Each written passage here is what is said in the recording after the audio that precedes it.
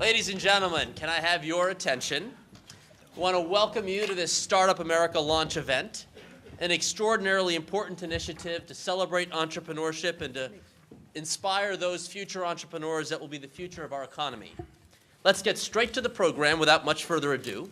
I'd like to introduce to you a very special young woman who exemplifies the entrepreneurial spirit and the success that our government and private sector partners here today would like to encourage. Ladies and gentlemen, please join me in welcoming Zoe Damasella.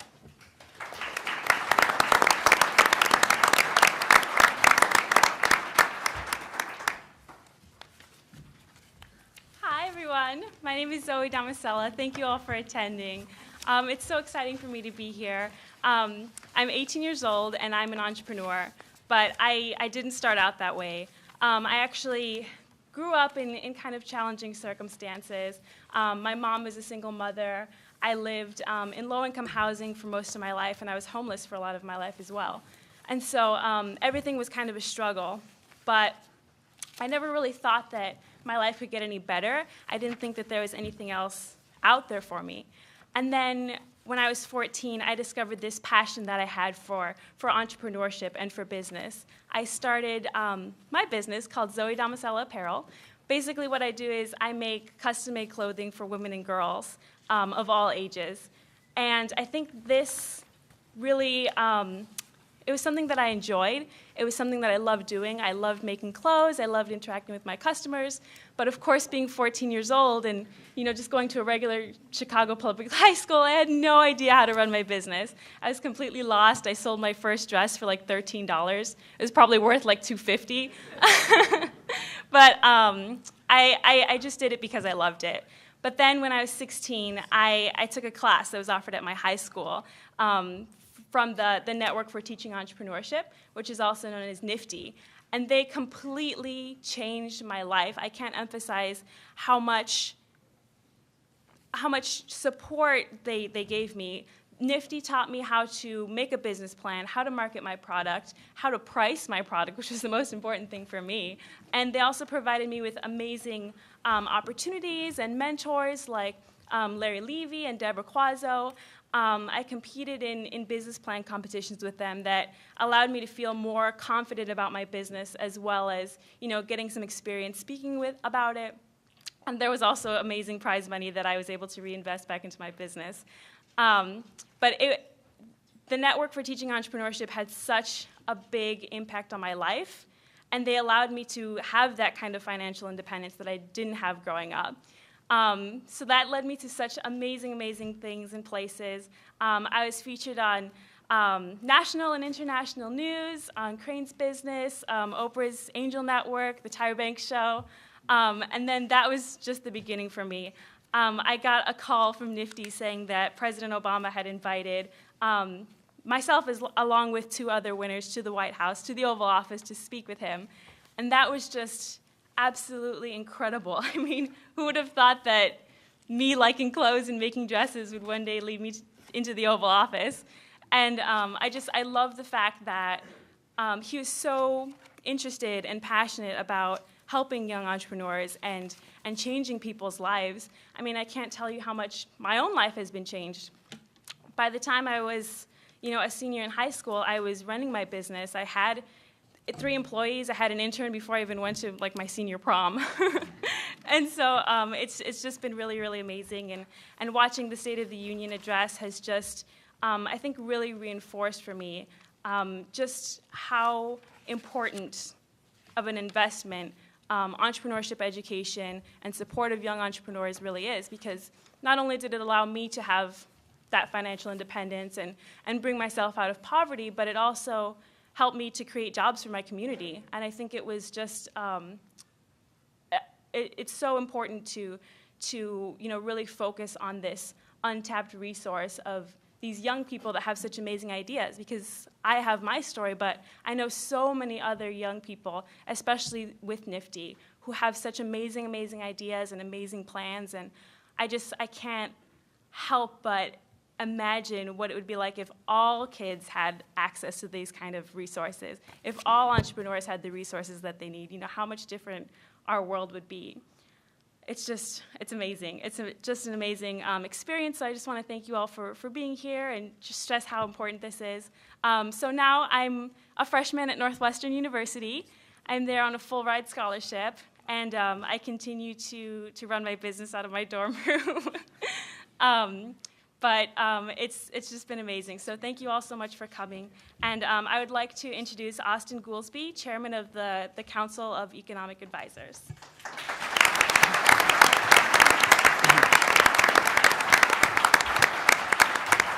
Thank you, Zoe. And Zoe and I are here to represent for Chicago, and we're happy she's here. I'm the head of the CEA, and I just want to give a very brief overview, and then we're going to lay out the details of the Startup America program. I think the place as an economist that you start when you think about entrepreneurship and innovation is if you just go get the Fortune 500 list, it's quite clear that some of the biggest employers in the nation, some of the fastest growing companies that employ tens or even hundreds of thousands of people, started in somebody's garage as just an idea that they had, and they went from there. And whether you look at innovation itself and new ideas, if you look at employment, if you look at the growth that gives people careers and puts money in their pocket, all of those things are tied to entrepreneurial ventures in a quite fundamental and direct way. And the research shows that, but you don't need PhD research to tell you that. You just look out the window and you know when you see the millions of people starting businesses around this country that is the case. The new firms in the economy have a way disproportionate share of driving job creation, as you might imagine.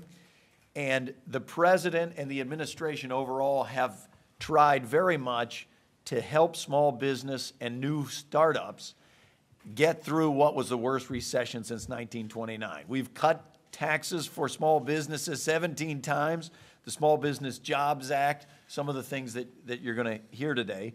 But I think that the basic idea that we must address access to capital, commercialization of federal research that might take place in the national labs, which historically have been big job creators, startup creators, and innovation drivers. The helping foster the building of an entrepreneurial culture. You may have seen the rest of the world has not sat back and done nothing. They've observed what a great engine entrepreneurship is.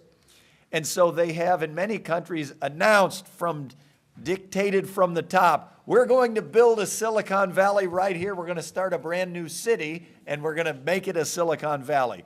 And thus far, it hasn't worked. They haven't been able to make those Silicon Valleys because mentorship, learning the culture of being an entrepreneur and having that spirit proves to be somewhat rare and somewhat special. I taught at a business school in Chicago, and there was a student who was there from Europe and had moved to the United States, and the other students asked why had he done that? Why didn't he go back to his home country?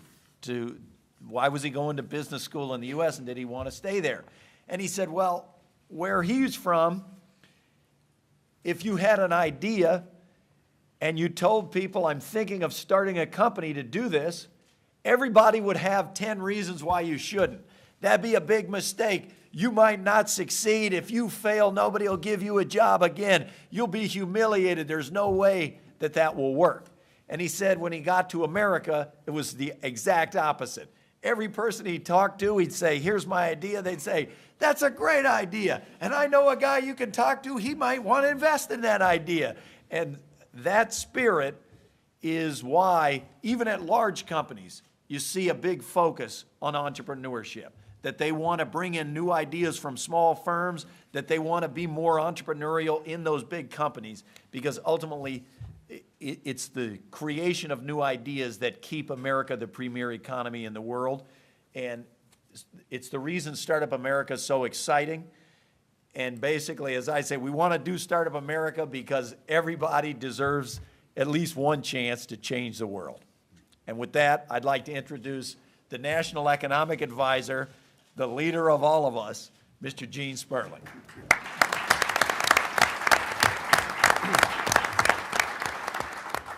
And not from Chicago, Michigan. Well, I'm very happy to be here for the launch of Startup America. The president put out a statement today on this, which kind of reflects the spirit you just heard from Zoe, which is, quote, Startup America is a national campaign to win the future by knocking down barriers in the path of men and women in every corner of this country, hoping to take a chance, follow a dream, and start a business. This is very much a top priority and has been a top priority for this president from the start. I was very proud, myself, Secretary Geithner, to partner with Karen Mills in pushing through the Small Business Jobs Act, which was, strong measure both on the lending side and on the tax incentive side. And we know that that is just the start of what we have to do, what we have to build on. And what we see today is also a real understanding of the public-private partnership. We are announcing policy measures, but we are also seeing today the private sector coming to join us. Even today at the start, there's over $400 million of private sector commitments being made. And as you'll see, these things are linked together. The more we are tearing down barriers, creating tax incentives, making lending and financing more possible for people with the good ideas, the more you get the momentum from having both a public and private and nonprofit sector all pulling in the same direction. I want to make very clear how grateful the president is that Steve Case has agreed to chair this effort. Steve is, everybody knows he's the co-founder of AOL, but many of us have also had a chance in different lives, in different capacities to work with not just him, but his wife, Jean, on the Case Foundation. And when Steve just spoke with the president in the Oval, and what Steve said was, whether he's doing private sector or public-private partnership like this, to him, it's all the same. It's about investing in people who can change the world. And so we're very, very happy he's agreed to take this leadership role. Another person who has agreed to help co-lead this effort is Carl Schramm. And anybody who's worked on entrepreneurship knows the Kauffman Foundation. They are just front and center at every step. You can't work on this, you can't do a speech on this without looking at what they've produced. And so we're incredibly happy to have them with us. And many of us have also worked with Bob Lighton, who is one of the key people who works with Carl at Kauffman Foundation.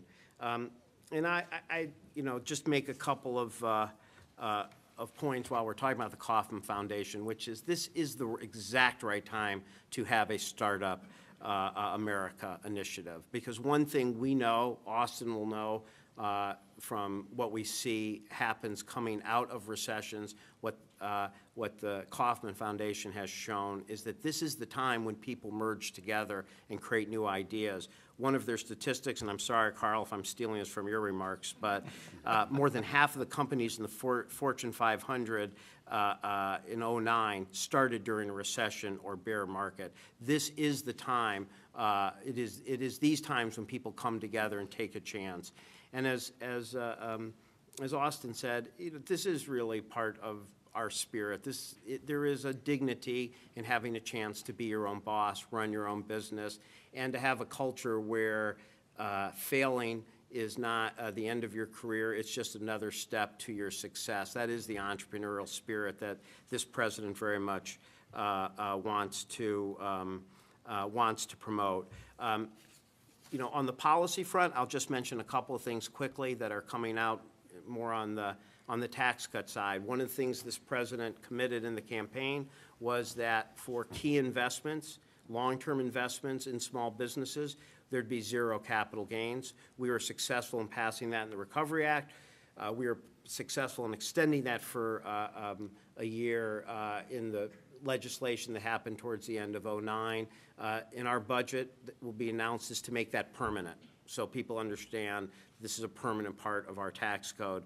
We also will be calling for reforms to the new market tax credit to make sure those investments are working not just for important critical real estate investment in lower income areas, but for small business formation as well. And we'll be proposing to expand the new markets tax credit from allowing $3.5 billion a year to $5 billion a year. So these are the types of proposals and policy proposals we'll be doing that we hope will work hand in glove with the private sector, nonprofit sector who'll be working with us. And I want to just make clear, this is a launch.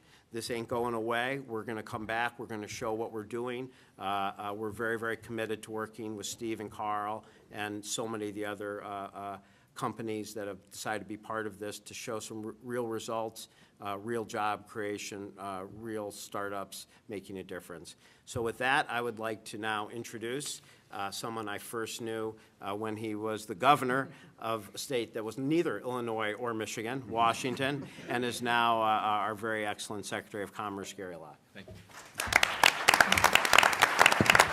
Well, thanks, Gene.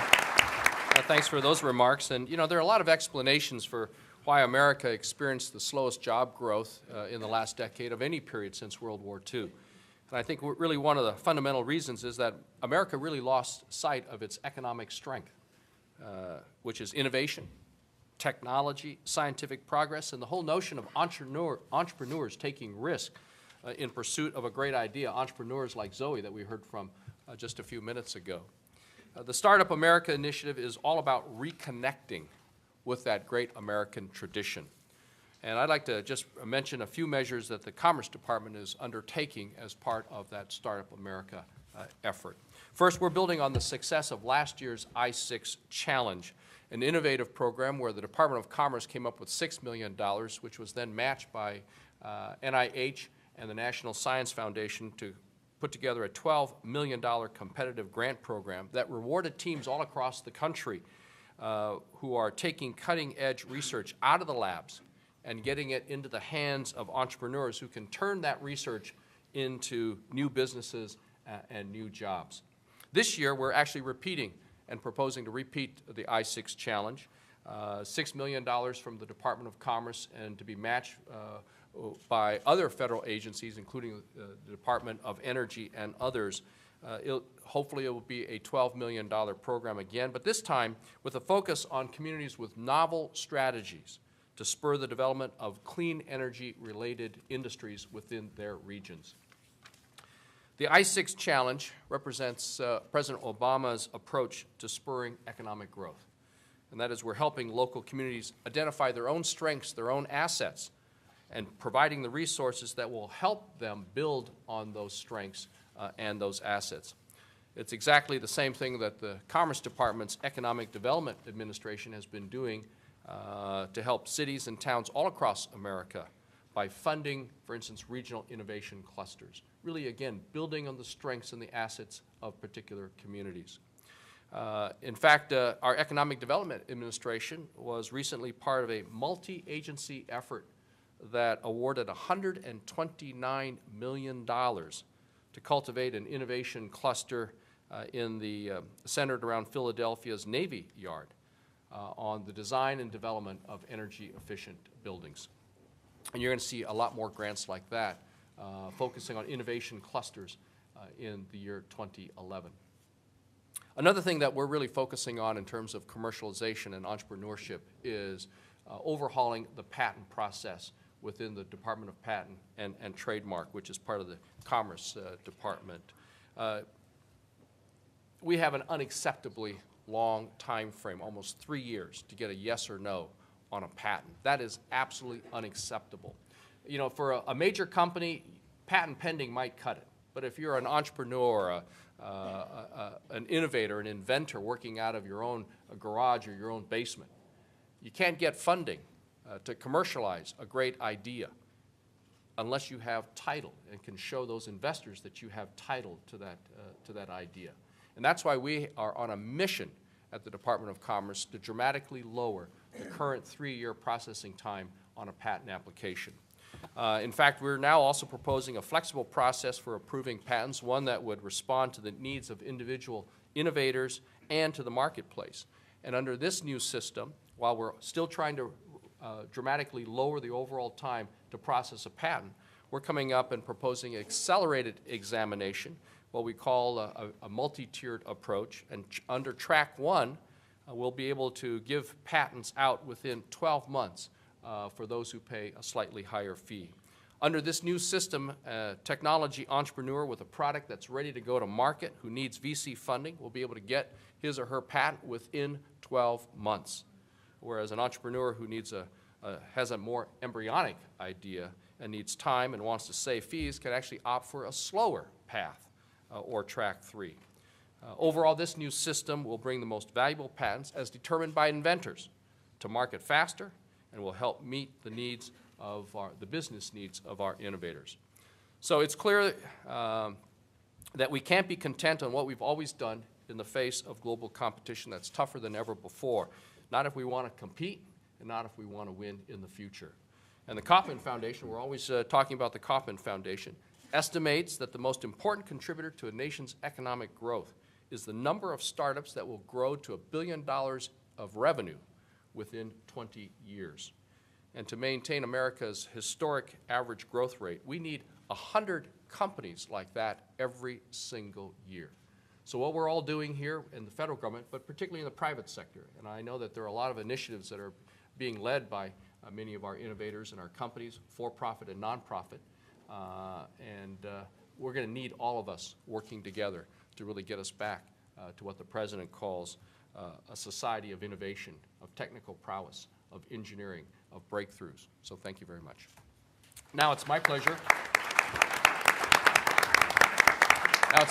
To introduce one of the stars of the administration, Secretary of Energy, Stephen Chu. Thank you, Gary. Around the world, countries are moving very aggressively to lead in the clean energy innovation and the jobs they create. These countries realize that in the future years, the world will demand these products.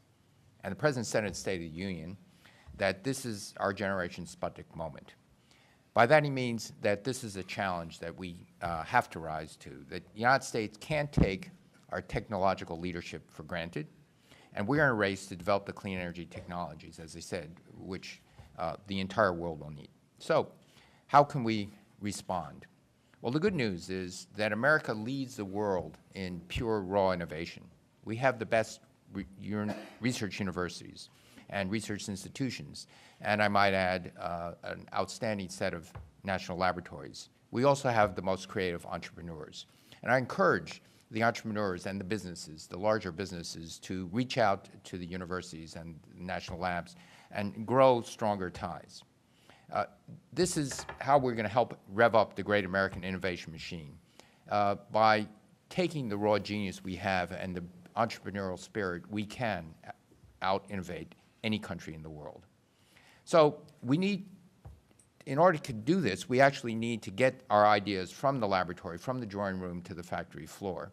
And this is something I've personally experienced. Long before Secretary of Energy, long before as Director of a national laboratory, I actually was an advisor to many startup companies. 4 startup companies emerged out of my group. There's about a dozen patents.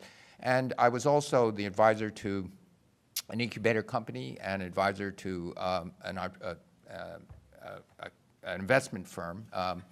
And what I realized during that time was it's just not a bright idea. It's also how do you prepare a business plan? Actually, how do you keep track of the expenses and really grow to be competitive? And we're going to take this to support the effort of getting something out of the laboratory and onto a factory floor.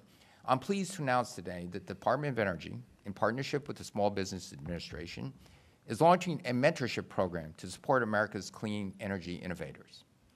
The Entrepreneurial Mentor Corps is a pilot program that will connect clean energy startups with private business accelerators. And in turn, these accelerators will recruit mentors who can provide advice and assistance. The pilot program will start with services to advise 100 people from at least 200 mentors. And the goal of this initiative is to help a clean energy startup develop the business side of its operation at the same time it develops its technology. The program is open to entrepreneurs and small businesses that have received funding from the Department of Energy through its Recovery Act. As President Obama said last week, one of the measures of our nation's success is, quote, the prospects of a small business owner who dreams of turning a good idea into a thriving enterprise. And through this program, we're going to make those prospects brighter. I think we can win the clean energy race and jobs of the future. And I've traveled around the country. I've seen firsthand the ingenuity, the creativity, the energy of America's innovators. These are engines of job creation and economic growth. And by unleashing this potential, we can compete, we can win in a global market. So thank you, and it's with great pleasure I now introduce our business partner, Karen Mills, the Administrator of the Small Business Administration. Karen.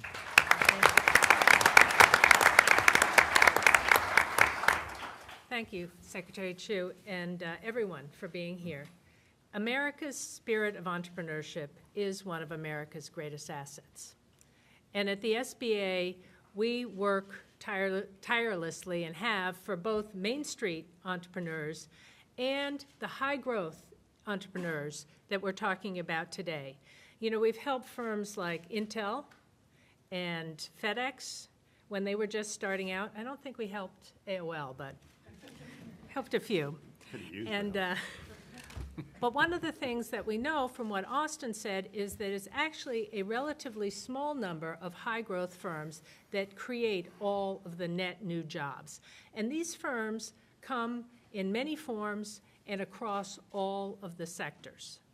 So that's why today we are calling for leaders from all sectors and all industries to come together to ensure that startups have the tools that they need so they can grow and they can create jobs.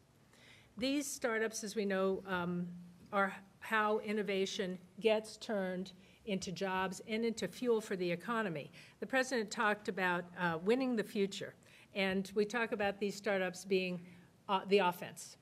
And just to keep, you know, the Super Bowl analogies going, we also have taken a look at what we need to keep on winning and help the companies keep on winning. And what we really need is to get more of the investors off the sidelines and into the game. So that is what we are announcing today from the SBA. We are announcing an impact investment fund that we are going to use to drive $1 billion into the hands of small firms over the next 5 years. This fund will target having impact in underserved communities and also in emerging industries like clean energy. A second announcement today is that we are announcing $1 billion for an early stage innovation fund. One of the things that we have heard as we've traveled all around the country is that the valley of death has gotten deeper and wider. And we need to have capital in this market gap in early stage financing between 1 and 5 million. Both of these funds are going to be modeled on and built on top of our successful market-based Small Business Investment Company, or SBIC program, and that operates on a zero subsidy basis. So that's a pretty good bang for the buck for taxpayers. But as Secretary Chu just said, finding capital is just half the battle. And it is equally important to give mentoring and counseling to those companies as they grow. So that's why we have joined with the Department of Energy on the Entrepreneurial Mentor Corps that Secretary Chu just mentioned, and we hope that this pilot will expand to many, many more companies.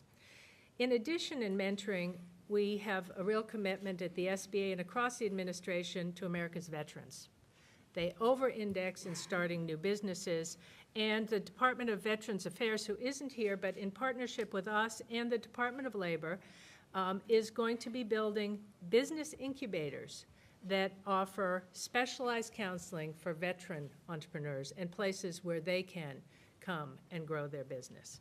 So we are committed really across the administration as these veterans come home to existing businesses that they want to grow or new businesses that they might want to start, that we have more tools for them.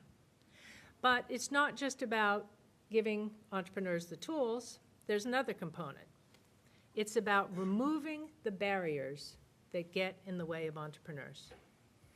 And you have heard in the last weeks, the President announced a government-wide review of the rules and the regulations with a specific focus on those that might stifle our innovators and our small businesses. As part of Startup America, we're going to roll out an initiative to hear directly from entrepreneurs about how we continue to build this more supportive environment and help them turn innovation into jobs. And we're finalizing the details for something we're calling Empowering Entrepreneurs, which are going to be roundtables in 8 cities. I know that many of us do roundtables in many other cities, so we're going to be gathering and listening to entrepreneurs so we can understand what are those barriers and how can we remove them.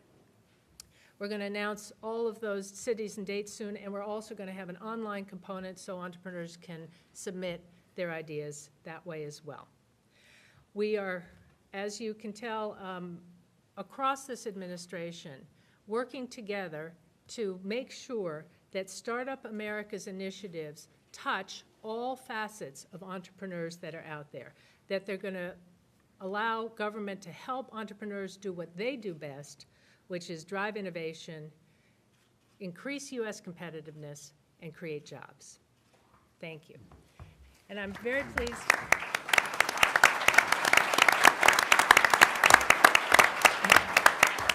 As you all know, it's all about leadership, so I'm very, very pleased to announce our private sector leader for this effort and our partner, Steve Case.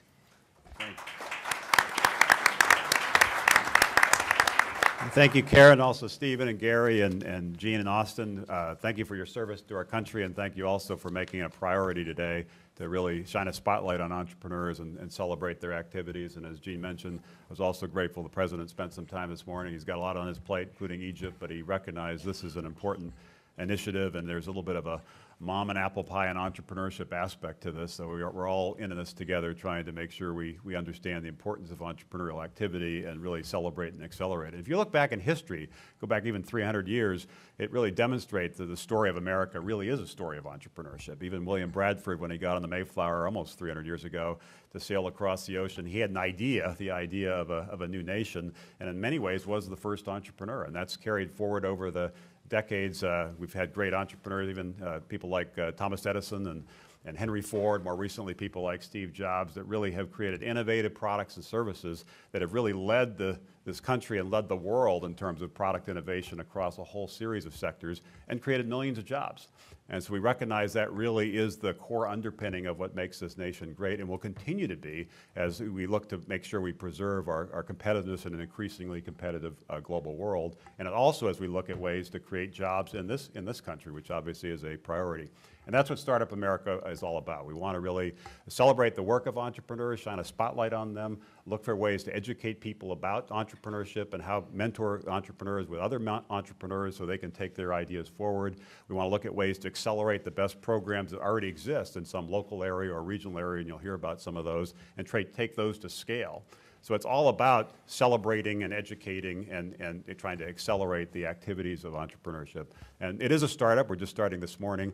But if you have ideas, we'd welcome them. You can go to startuppartnership.org, or you could tweet us your suggestions with the hashtag StartupAmerica. We really welcome your suggestions. And we also appreciate the fact so many entrepreneurs took the time to be here this morning. This initiative, I think, is important. I'm delighted and honored, really, to chair it. But it wouldn't be possible without the leadership of the Kauffman Foundation. You've heard this from several of the speakers, and I'll hear from Carl. They really have led the way in researching innovation and entrepreneurship and giving us a kind of a roadmap going forward of where some of the real leverage points are. So I'm delighted that Carl will be joining me in making this effort possible, and I appreciate the efforts over the recent weeks of the people at the Case Foundation and the Kauffman Foundation really to put this in place. But let me turn it over to Carl, and he'll talk about some of the things that Kauffman's learned and why this is such an important initiative.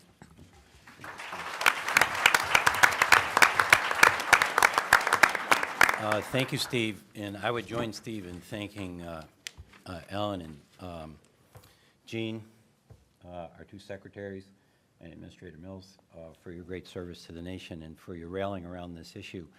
Nobody could appreciate here today that this isn't a very special day for the Kauffman Foundation. And if I could take you back to why it's special, Ewing Kauffman, an American from Kansas City, who after having served his nation as a sailor in World War II, not having completed college, came back to start a business which became Marion Laboratories. Mr. Kauffman was born a very, very poor individual on a farm an hour's drive from Kansas City. He died a billionaire. His great gift to America was a simple vision that if he could do it, a common man as he described himself, anybody could do it, and America needed lots more entrepreneurs. In his phrase, every time we help someone start a business, we strengthen the nation's economy. Now, this fellow who'd never been to college, I think, is one of America's greatest economists because he points again and again to something that economics doesn't understand, and that is the great moment in economics is when a business is started. There is no economy without firms, and when we go into a recession, we speak about it like it's some organism. The fact is, recessions are nothing more or less than firms shrinking, and economic expansions are nothing more or less than firms expanding. The firm is central, and Mr. Kauffman saw that, but he saw a great deal more into it.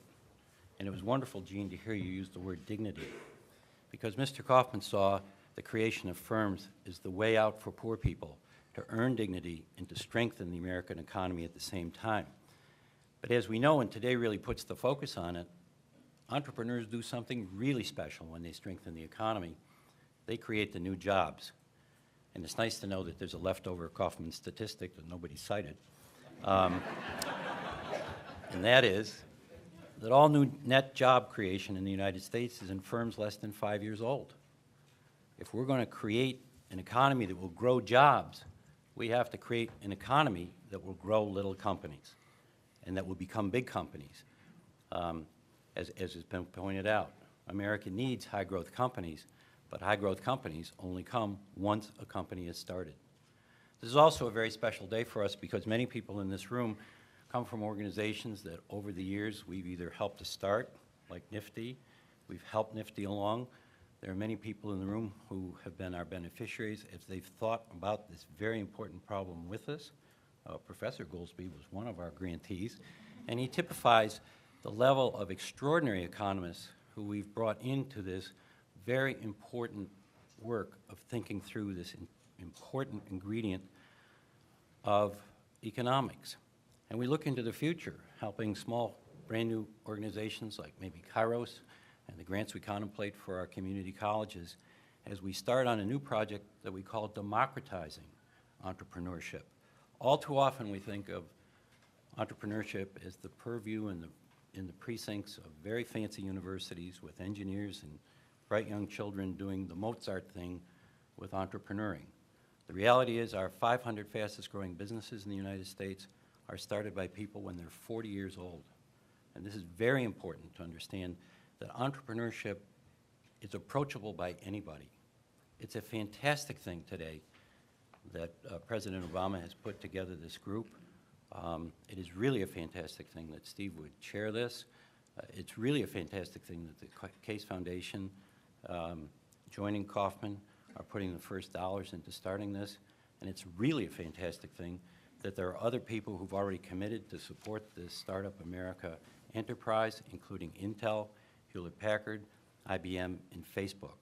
So all their foundations are very important to this, and we're delighted that all these folks would come together under the stewardship and watchful eye of our public servants over here, particularly in the Council of Economic Advisors. This is really good news that the Council sees the importance of entrepreneurship and startups. I'll end by one more Kauffman statistic. 40% of our GDP this year comes from firms that did not exist in 1980. This really is the DNA of America, and if America is going to be stronger with lots more jobs, this part of our DNA has to be cultured. Thank you. Thank you, Carl. And now we move into the fun part, which is the entrepreneurs who are, in many ways, American heroes, creating great innovative companies and products and services that do create jobs and do create leadership around the world. Before I introduce the first one, I do also want to thank Tom Khalil in the Office of Science and Technology Policy that's been working hard on this initiative, and many others in the room. And I was comforted when Jean said that they started working together over 20 years ago, so they're kind of bonded at the hip to make sure that we get the full support of the White House. So now we get to the fun part. As I said, we've got some entrepreneurs up here and some others in the room, and they really are the people that make things happen. Ping Fu will be our first speaker. She can see firsthand what the important role government can play in catalyzing something. Certainly the early days of the internet were really made possible by the government investments in the ARPANET, and also was personally involved in the development of the Mosaic browser, which, as many of you know, really was one of the key kind of linchpins of the growth of the internet in the 1990s with Mark Andreessen and others who worked with her. So we're delighted she's now shifted from the R&D kind of university government side of things to be an entrepreneur with GeoMagic. And let me turn it over to you, Ping. Thank you, Steve. I was the one paid Mark Andreessen $6.95 that he complained. I started GeoMagic with a few mathematicians of University of Illinois in the middle of the cornfield. And it's been 10 years now. And looking back, the path of going from academia to successful commercialization, there are 3 factors that contributed to that success path. The first is relentless and even stubborn pursuit of excellence and innovation. We believe in living on the edge, and we believe that if we don't live on the edge, then we take up way too much space. So we never stopped working with universities and the best talent around the world. The second is that we are a recipient of both public and private fundings. In 2001, we, at the brink of bankruptcy, if it wasn't because funding like SBIR from NSF and the NIST ATP grant, we would not have been here today. With that public funding, we were able to take the company to fast growth and profitability. We were able to attract private funding. We are a VC-backed company, and that funding allowed us to achieve consistent high growth and profitability even in the very difficult economic condition. 2 years ago, when the market crashed, we made a bold strategic move. Instead of cutting jobs here and hiring lower-cost people overseas, we closed China, Hungary, Germany, developed centers, and moved all of our R&D back to the United States because the talents are available and we want to hire people in our own country. We also increased our investment in global sales. As a result, even in the most difficult economic condition, our sales consistently grow high double-digit. End of 2010, our profit grew 160%. We're hiring 20% more employees every year. And this year, even the first half year, we're going to hire almost 20% more employees. We don't have space anymore. We need to move into larger buildings. Good problem to have. Last year, I joined the National Council, Advisory Council of Innovation and Entrepreneurship, 2 subjects that's very dear to my heart.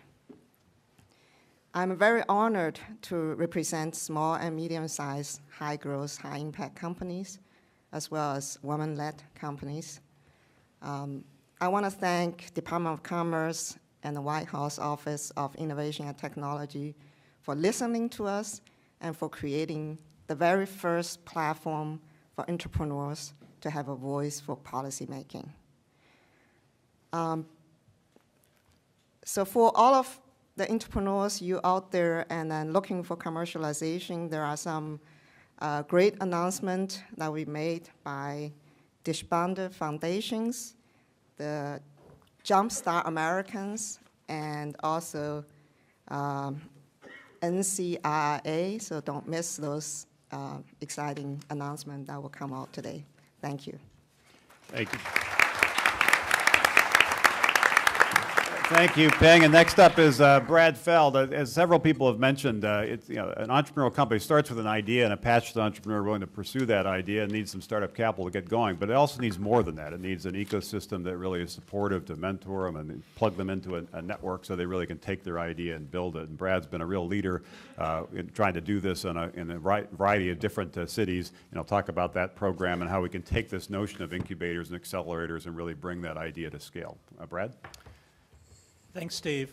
So in addition to co-founding Techstars with David Cohen, I'm also a venture capitalist with a firm in Boulder, Colorado called Foundry Group. And we invest all around the U.S. So the last 15 years of my life, I've been investing, helping start companies and working with high-growth tech entrepreneurs throughout the country, kind of akin to our friend Kane from Kung Fu, if anybody remembers that, sort of wandering the earth. I've been wandering the U.S. And in 2006, when David and I co-founded Techstars in Boulder, our goal was very simple, which was to create something very tangible for the entrepreneurial community to rally around. And our view was that we needed to create something, there was an opportunity to create something that engaged the entrepreneurs up and down the chain, from first-time entrepreneurs to people that were in existing companies to people that had had a couple of companies and some successes and some failures, angel investors, venture capital investors, all the service providers around the entrepreneurial community, and then entrepreneurs who had retired and were figuring out what to do next. Techstars in Boulder became a mentor-driven organization with the goal of integrating all of those different people in the entrepreneurial chain. And one of the things that has come out of that, as David and I have spent time thinking about that, and my partners at Foundry Group and I have spent time thinking about it, is a belief that there are hundreds of cities in the United States where significant entrepreneurial activity can occur. And rather than focus just on very specific areas in the U.S. that are very visible in terms of entrepreneurship, one of the things that we can do is really focus on enabling entrepreneurship throughout the country in cities big and small. Boulder's only 100,000 people, and today, 4 or 5 years later, it's always had an entrepreneurial community. I think probably 10 years ago, people thought of Boulder as a nice place where a bunch of hippies ran out of gas on their way to California. And today, it's a thriving leader in the tech entrepreneurial ecosystem. There are 3 things that every city needs to be able to have a sustainable entrepreneurial community. One is it needs a clear set of leaders in that entrepreneurial community who are entrepreneurs. The entrepreneurs have to be the ones that are driving it in their local communities. The second is they need a long-term view. 20 years is a decent amount of time to think about it. And when I talk about 20 years, I mean 20 years from today, not 20 years from sometime in the past. One of the big challenges, I think, with entrepreneurial communities is they have 4 or 5 years of growth and excitement and activity, and then something happens. Macro, global economic downturn, something or other. A couple of entrepreneurs who have been leaders move to Hawaii. People get easy. Anyway, Warmer there. cheap shot, but you're back here plenty. And fundamentally, the entrepreneurs that are the leaders in the community have to do, and hat tip to Steve, have to do what Steve is doing now, which is continue to lead the entrepreneurs even after they've been successful. The last is that there need to be things that engage that entire entrepreneurial community from top to bottom, of any age, and I think Carl said that really well. This is not just young people, and it's not just middle-aged people, and it's not just old people, it's anyone. And it's this notion that one of the great assets of America is this entrepreneurial drive and innovative drive, and all of the entrepreneurs should be helping each other, and anybody that wants to be an entrepreneur engage in that. With that, I'm really proud to announce that Techstars, which was a humble organization started by David Cohen and I in Boulder in 2006, that's now in 4 cities, Boston, Boulder, Seattle, and New York, is announcing as part of Startup America the Techstars Network. And we're announcing that 16 other programs that are accelerators modeled after Techstars have joined the Techstars Network. So there's 20 locations now that are part of this network. And our goal as part of the overall Startup America partnership is that within 3 years to have 5,000 mentors mentoring 6,000 entrepreneurs that create 25,000 new jobs. Just to give you a sense of the power of this dynamic and engagement between mentors and entrepreneurship, we'd like to exceed those numbers quite significantly. That's nice, but let's hear some real entrepreneurial stories. Before we do that, I want to acknowledge a couple of other programs that are part of this public-private partnership that are critically important. And just to give you a sense that it's not a zero-sum game, many of these overlap nicely with things like the Techstars networks and other things that you've heard about today.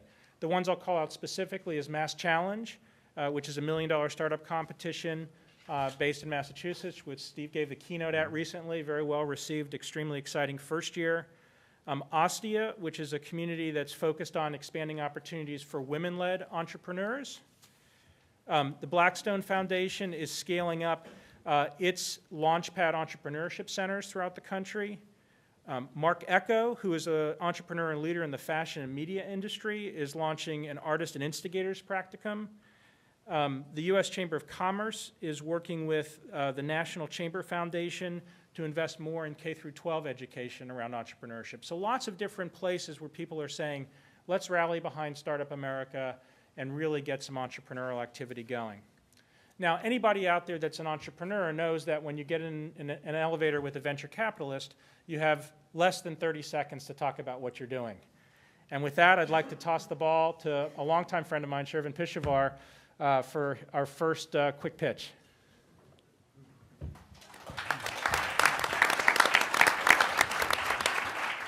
It's an honor being here. I met Brad when I was about 22 out of Berkeley, and he had a long ponytail at the time. So it's I think you can. So Brad has been a huge supporter of entrepreneurs from the very beginning. I am the child of immigrants. I myself was an immigrant, and my parents came here with nothing. I grew up not too far from here in Silver Spring, Maryland. My dad drove a taxi cab here in D.C., and my mom cleaned hotel rooms to start up our lives here in America. It was the key moment for me was my father working night and day because I had asked him for an Apple IIc computer when I was in a magnet program in 7th grade, and he did that. And I woke up one day with an Apple IIc and learned how to code initially, and that changed my life. And out of Berkeley, I decided to start up my first company called WebOS. It was the first web operating system. That's how I met Brad, and received the support of great entrepreneurs. I'll tell a quick story on the 30-second pitch idea. I read a story about a guy named Jamie Dimon, who I'm sure many of you know, in Fortune magazine back then, and it said that he had left Citi, and to me, as a 21-year-old entrepreneur, I said, I'm just going to call him. I cold called Jamie Dimon, and I called 411 in New York, and someone picked up the phone. I was expecting a secretary or someone, an assistant, and I said, is Jamie Dimon there? And he said, this is him. And I realized, oh my God, I have 30 seconds to pitch him. And he invited me to New York.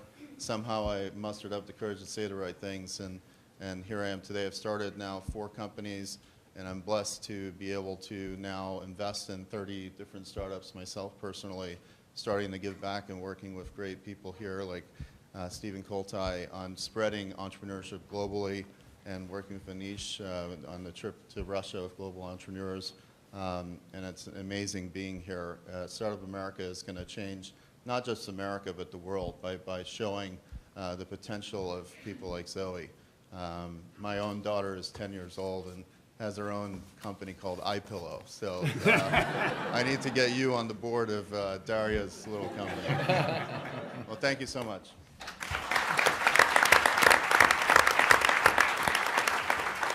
In the State of the Union address, President Obama said very clearly that entrepreneurs do big things and go after big ideas. And I think it was very exciting to all the entrepreneurs listening that this administration is really focusing a bright light on entrepreneurship as a key to where we're going as a country and an economy.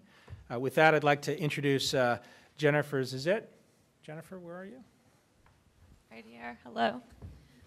I'm Jennifer Zezit. I am the founder of a company called Scout Labs out of San Francisco, California. Scout Labs is basically a way to index social media, and we analyze it for companies, brands, governments who might want to listen to what it is that consumers are saying out across the internet in real time, right here, right now, and globally. So I'm an entrepreneur through and through, as a few of us are here. We're kind of bizarre. We're kind of crazy. We're a strange breed. We definitely live and breathe and work kind of around the clock. When we can't work anymore, we often sleep on the floor. We slept on the floor? Yes, we've slept on the floor. And usually even while we're dreaming about our startups. We clearly don't do this for money. Most of us make nothing or little or next to nothing. So what makes us go?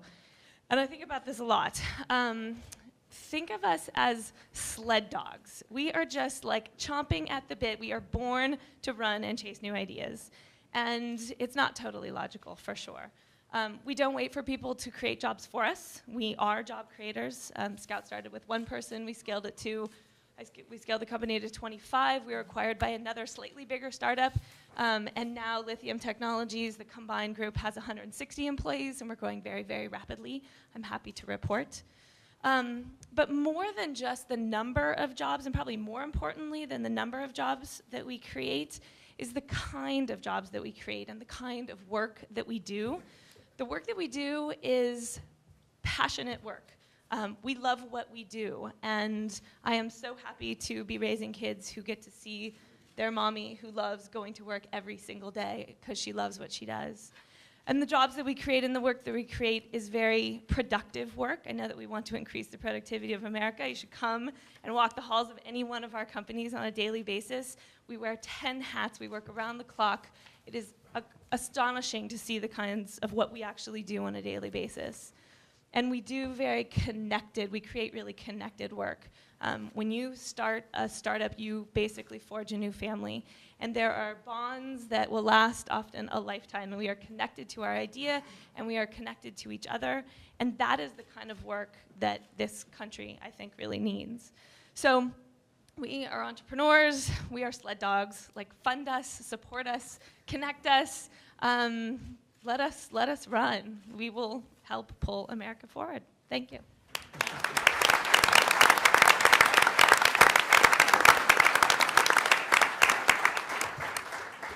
Next up is Kimberly Brown. Hello, my name is Kimberly Brown, and I'm CEO of Amethyst Technologies, a biotech company located in Baltimore, Maryland. We are a former incubator company. In 2007, I purchased the contract rights to a government contract from a small business that I worked for 8 years. We started with 1 employee and 1 client. We invested in training, we invested in people to fuel growth. Today, we have 23 employees. We support 15 U.S. Army divisions, the malaria program, HIV program, and emerging infectious disease programs. We are integrating innovation with FDA compliance. We've created green jobs, green labs, and now we have a nonprofit affiliate focused on global health delivery, STEM education, and economic empowerment in low-income communities. Thank you.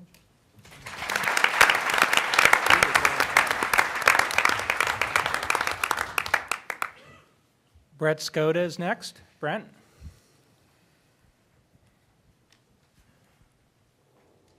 Entrepreneurs create jobs. Hi, I'm Brent Skoda. In 2010, I won the Global Student Entrepreneur Award and graduated from Texas Christian University in Fort Worth, Texas. GSEA is a program that teaches college student entrepreneurs to grow their businesses and create jobs. In 2009, I had 2 businesses and 12 employees. In 2011, we'll grow to 3 businesses and 36 employees. The Entrepreneurs Organization, with the support of the Kauffman Foundation, fosters relationships between entrepreneurs and mentors the job creators to expand their businesses to help our global economy. It makes sense for people to learn from each other. Access to resources is always a challenge. I spent 2 years and 200 no's before accessing the investment necessary to launch my business. Connecting entrepreneurs with resources increases jobs. Today, I'm excited to announce my next startup, Yummy.com. Yummy has built the world's largest database of restaurant menu nutrition and provides consumers with instant access to nutritional information so they can find the healthiest foods. Access to information gives us all a choice. These choices make us healthier as individuals and improve our economy. As we begin our second month in 2011, we have an opportunity to invest in Americans who convert ideas into jobs. Let's do what we do best, write our own destiny. Thanks so much.